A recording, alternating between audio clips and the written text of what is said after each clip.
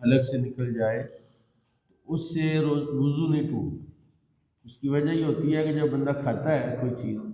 تو وہ سیدھا اسی کھانے کی شکل میں اس کے معدے کے منہ میں فم معدہ میں پڑی رہتی ہے، تو وہ گویا کہ وہی کھانا جو کھایا تو وہ یہاں پڑا تو وہ باہر آ گئی۔ لیکن اگر اس نے منہ بھر کر کیا کی، الٹی کی منہ بھر کر، تو پھر اس کا مطلب ہے کہ اس کے معدے کے اندر جو نجاست ہے وہ اس کے منہ کے راستے باہر نکلی ہے، لہذا اس سے وضو ٹوٹ جائے گا۔ تو حضرت ثوبان نے وضو کے ٹوٹنے کی جو ہے وہ تائید کر دی، الٹی کرنے سے روزہ نہیں ٹوٹتا۔ ممکن ہے یہ جو حضرت ابو درداء کی روایت ہے کہ رسول پاک صلی اللہ علیہ وسلم سفر کی حالت میں تو مسافر کو تو روزہ توڑنے کی، روزہ چھوڑنے کی، روزہ رکھا ہوا روزہ توڑنے کی اجازت ہے، جیسے کہ رسول پاک صلی اللہ علیہ وسلم نے فتح مکہ کے لیے جاتے ہوئے رستے میں روزہ توڑا، دیکھا کہ صحابہ نڈھال ہو رہے ہیں روزے کی وجہ سے، گرمی کی شدت ہے، تو آپ سے عرض کیا گیا حضور بہت سارے لوگ جو ہے بے ہوش ہو رہے ہیں، روزہ رکھا ہوا ہے، سفر ہے، اوپر اتنی گرمی ہے، دھوپ ہے، تو انہیں اجازت دی جائے وہ پانی وغیرہ پی۔ آپ نے فرمایا اجازت، کسی بندے نے نہیں روزہ توڑا۔ حضرت عائشہ صدیقہ رضی اللہ عنہ کا حضور یہ اس وقت تک روزہ نہیں توڑیں گے جب تک آپ ان کے سامنے روزہ نہیں توڑیں۔ رسول پاک صلی اللہ علیہ وسلم اپنے اونٹ کے جو کجاوا تھا اس پر کھڑے ہوئے،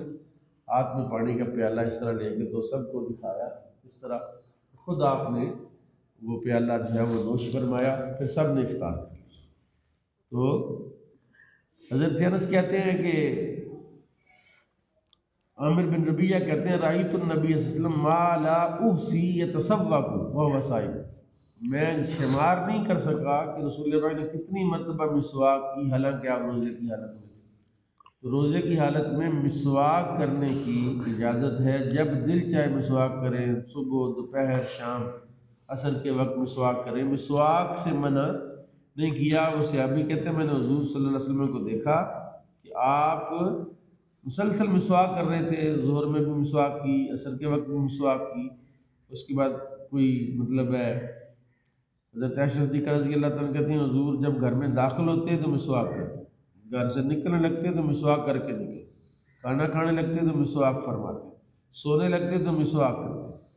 تو کہتے ہیں میں شمار نہیں کر سکا کہ رسول اللہ صلی اللہ علیہ وسلم نے کتنی مرتبہ مسواک استعمال فرمائی۔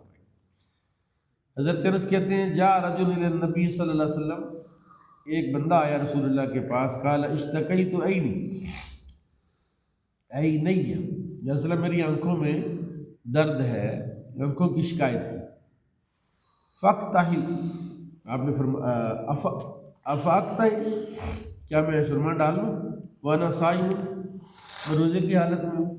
آپ نے فرمایا ہاں تم سرما ڈال لو، تمہیں اجازت، قال نعم،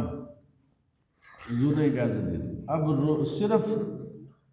اگر کوئی بندہ روزے کی حالت میں آنکھوں میں ڈراپ ڈالتا ہے، کوئی ٹیوب ڈالتا ہے تو اس کا روزہ ٹوٹ جائے گا۔ سرمے سے کیوں نہیں ٹوٹے گا؟ سرمے کی اجازت نبی پاک صلی اللہ علیہ وسلم نے دی، جن کو اللہ نے اختیار دیا تھا شریعت مطہرہ میں۔ قیامت تک لوگ سرما ڈالیں گے تو روزے کی حالت میں تو روزہ نہیں ٹوٹے گا، لیکن اگر کوئی دوائی وغیرہ ڈالیں گے تو ٹوٹ جائے گا۔ کیوں کہ آنکھ کا اور حلق کا براہ راست تعلق، کوئی بھی چیز آنکھ میں ڈالے تو وہ فوراً حلق میں آ جاتی ہے، اور وہ حلق کسی راستے معدے میں جائے گی۔ تو سرما بھی تو حلق میں جاتا ہے، سرما جاتا تو ہے لیکن سرمے کی اجازت رسول اللہ نے دی۔ اس کی ایک مثال اور ہے شریعت میں کہ وضو کر کے کہکہ مارنا، وضو کر کے کہکہ مارنے سے روزہ نہیں وضو نہیں ٹوٹتا، لیکن اگر بندہ نماز میں کھڑا ہو کے کہکہ مارے، اتنی زور سے ہنسے کہ ساتھ والا بندہ اس کی ہنسی کو سن لے، اس کی نماز بھی ٹوٹ جائے گی، اس کا وضو بھی ٹوٹ جائے گا۔